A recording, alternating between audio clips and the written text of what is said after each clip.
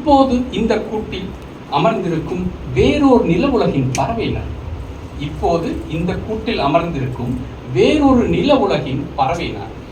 நான் பறந்து வெளியேறும் நாள் வெகு தொலைவில் இல்லை. பொதுவாக சூஃபி என்னும் சொல் சுஃபா அப்படிங்கிற மூலச்சொல்லிலிருந்து பிறந்ததாக ஒரு கருத்து இருக்கிறது. கூடவே கம்பளி ஆடை உடுத்திய வளமை கொண்டவர்கள் சூஃபிகள் என்பதால் சுஃபா, கம்பளி ஆடைக்கு சுஃபான ஒரு பேர் இருக்கு. அதனாலவே அவங்க சூஃபிகள்னு சொல்லப்பட்டதாகவும் கூறப்படுகிறது. ஆனால் என்னுடைய மனதுக்கு நெருக்கமாக நபிகள் நாயகத்துடைய திண்ணை தோழர்கள் 313 பேர் அஸ்ஹாபு சுஃபாஸ் என்று அழைக்கப்படுகிறார். அந்த சுஃபாஸ் அதிலிருந்து சூஃபிகள் உருவாகினார்கள் என்கிற கருத்து என் மனதுக்கு மிக நெருக்கமாக இருக்கும். அந்த வகையில் மிக எளிமையான திரு மாலிக் மோர் அவருடைய 3 கருத்தரங்குகளை நான் பங்கெடுத்திருக்கிறேன். 3மே கோழிக்கோடு பல்கலைக்கழகத்திலே. அவருடைய கருத்தரங்களும் மிக சுருக்கமானவை, மிக தெளிவான முறையில் பேசக்கூடியவர்கள். ஆனால் தனிப்பட்ட வாழ்க்கையில் மிக குறைவாக பேசக்கூடியவராகவும் ஓரிரு சொற்களுக்கு மேல் யாரோ பேசாதவராகவும் இருந்தார். ஆகவே எனக்கு அவரோட ஒரு உரையாடல் சாத்தியப்படவில்லை.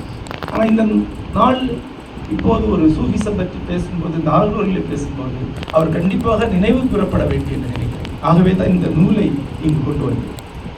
இந்த நூலில் இருக்கக்கூடிய ஒரு பார்வையை சொல்லிவிட்டு மேலாக, அதாவது இந்தியாவில் அவர்களுடைய பாடல்கள் பிரமாண்டமானவை.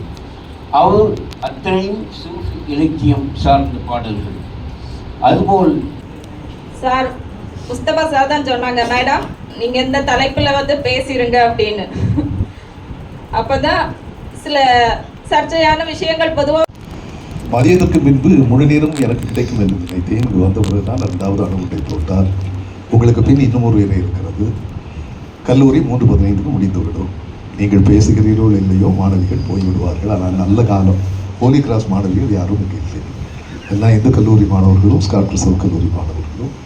உங்களுக்கு பஸ்ஸும் கிடையாது, ஒன்றும் கிடையாது, நீங்கள் தான் போகணும். இருந்தாலும் மிகச் சுருக்கமாக, ஏன்னா எனக்கு முன்னாடி செத்தி அவர்கள் நாட்டுப்புறவியல் பேச வேண்டியிருக்கிறது. கிறிஸ்தவ இலக்கியம் என்று சொன்னார்கள். கிறிஸ்தவ இலக்கியம் அல்ல, கன்னியாகுமரி மாவட்டத்தை முன்னிறுத்தி. அது கீழே இருக்கிறது யாரும் படிக்கலன்னு நினைக்கிறேன். கன்னியாகுமரி மாவட்டத்தை முன்னிறுத்தி. இப்போது ரொம்ப நீண்ட உரையாற்றுவதற்கு நேரம் இல்லை. அதனால் ஒரு சின்ன சர்வே, ஒரு வரலாற்று ஒரு பார்வை. அதில் நான் எடுத்துக்கொண்டது புரொட்டஸ்டன்ட்